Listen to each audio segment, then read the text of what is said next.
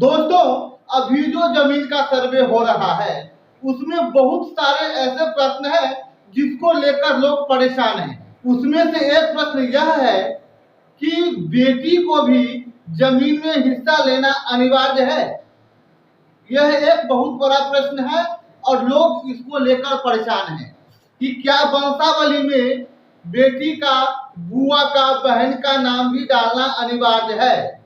तो एक बात आप लोग कान खोलकर सुन लीजिए कि सबका नाम वंशावली में देना अनिवार्य है और ये बात भी तय है कि अगर आप इसमें कुछ नहीं करेंगे तो उनके नाम से भी खाता खुलेगा।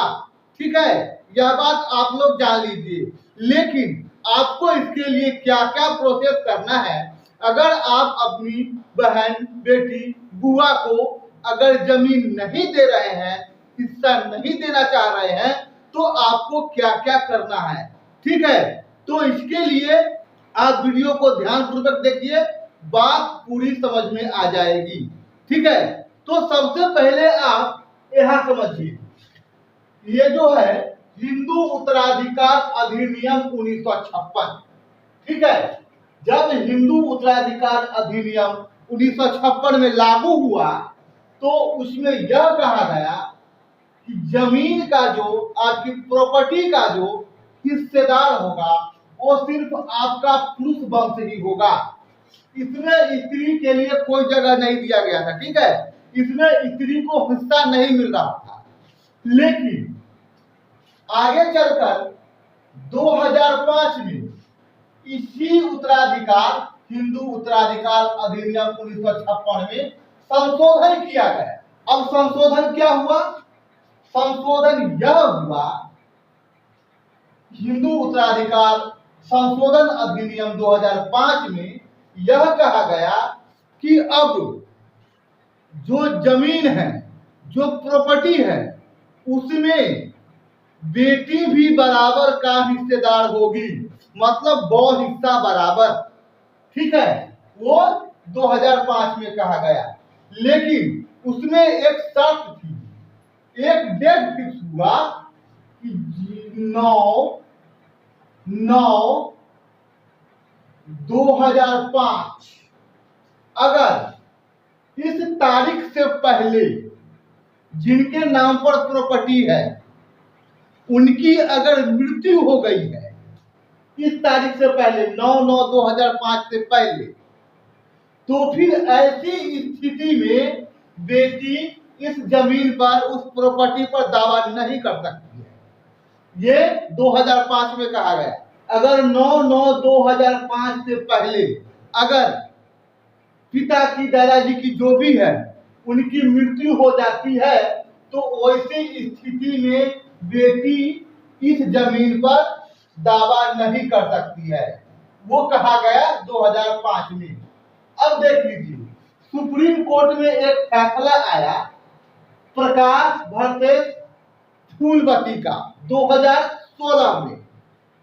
तो यह जो फैसला आया इसी के अनुसार आया।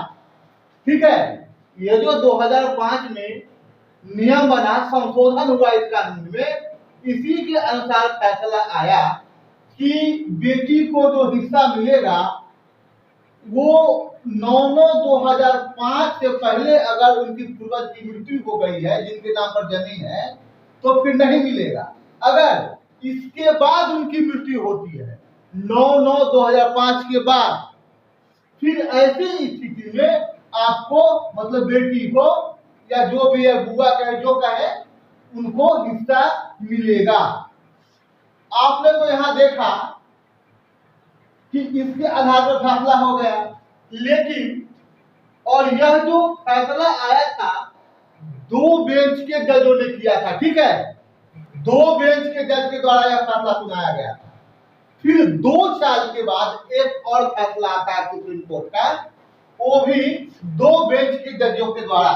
ठीक है, धमन्ना वर्सेस अमर 2018 में यह फैसला आता है कि 9/9/2005 से पहले मृत्यु हो या फिर 9/9/2005 के बाद की मृत्यु हो, बेटी को सभी में 2 हिस्सा बराबर का संपत्ति का हिस्सा मिलेगा।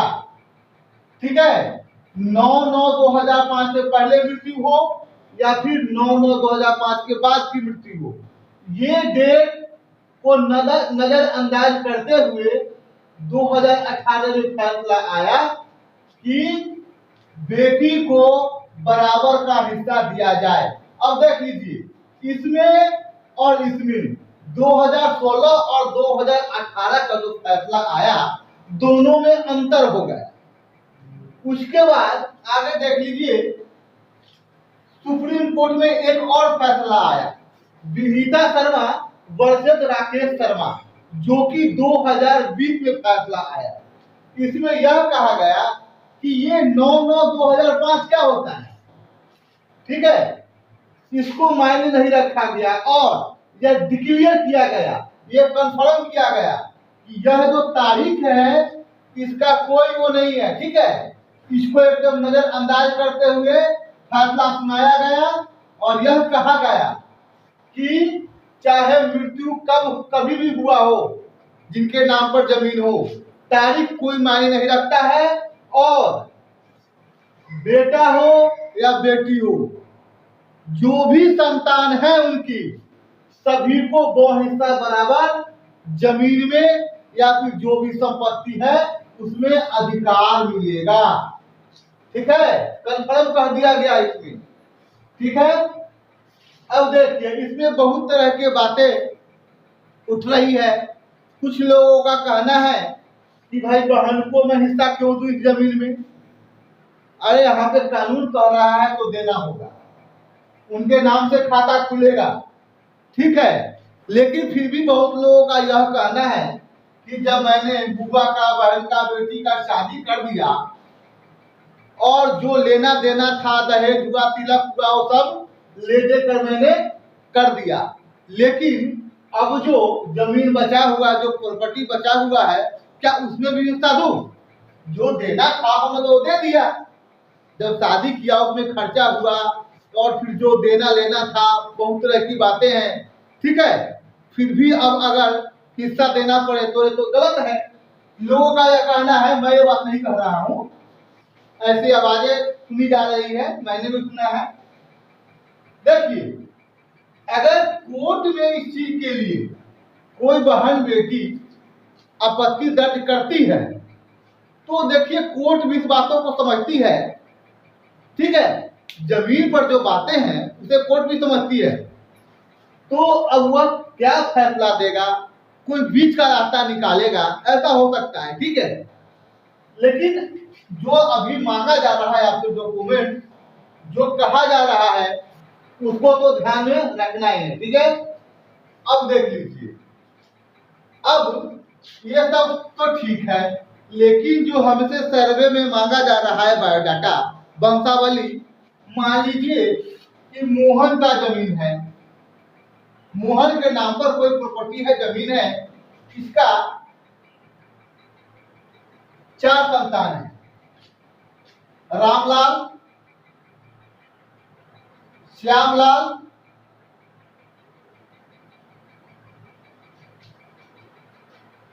रमेश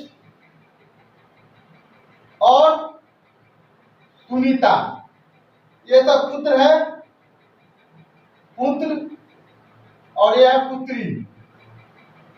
अब इन सभी को हिस्सा जमीन में बराबर मिलेगा, लेकिन अगर यह पुत्री एनओसी कर देती है, मतलब नो ऑब्जेक्शन सर्टिफिकेट दे देती है कि हमें इससे कोई आपत्ति नहीं है, हमें उस जमीन से कोई मतलब नहीं है, उस प्रॉपर्टी से कोई मतलब नहीं है, फिर यहाँ से इनका नाम कट जाएगा और सिर्फ इन तीनों के नाम पे ही खाता खुलेगा।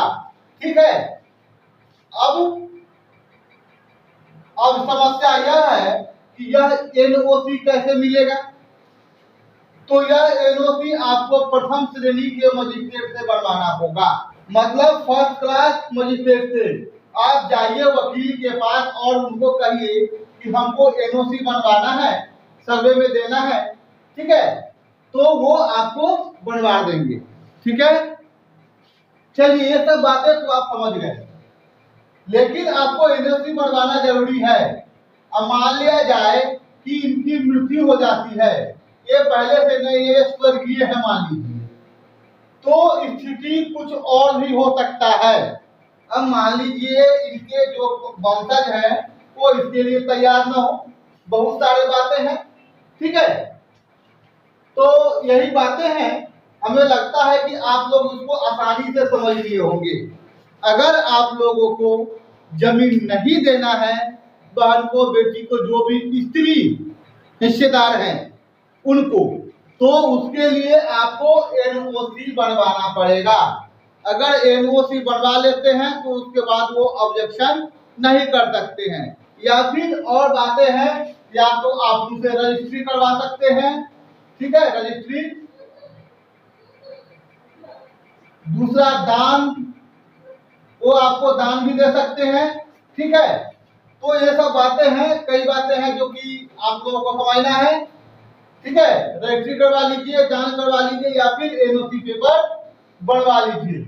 और यहाँ ये जो फैसला आया सुप्रीम कोर्ट से, वो 3 बेंचों के जज ने दिया, ठीक है। ये जो 2020 में जो फैसला आया था वो 3 बेंचों के जज के द्वारा सुनाया गया था।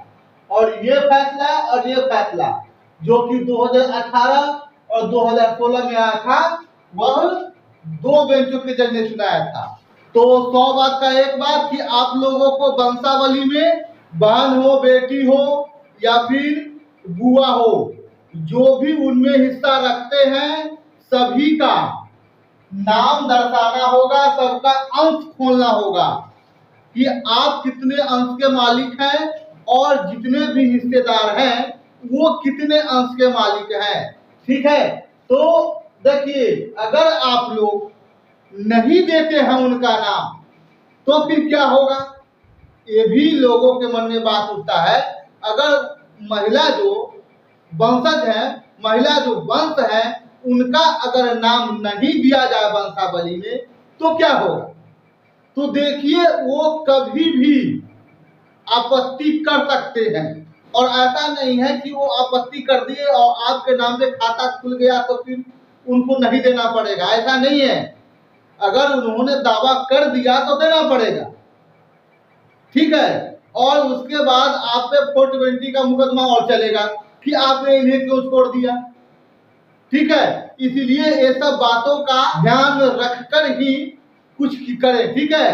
तो सभी का नाम देना अनिवार्य है, जितने भी हिस्सेदार हैं, भाई हो, बहन हो, बुआ हो, बेटी हो, जो भी हो, सबका देना अनिवार्य है, ठीक है। तो आप लोग समझ लिए होंगे बढ़िया से। और वीडियो आप लोगों को पसंद आया तो वीडियो को लाइक कर दीजिए, चैनल पे नए हैं तो चैनल को सब्सक्राइब कर लीजिए और बेल आइकन दबा लीजिएगा ताकि मेरा आने वाला हर वीडियो का नोटिफिकेशन आपको मिलता रहे, ठीक है। तो फिर मिलते हैं अगले वीडियो में, तब तक के लिए धन्यवाद।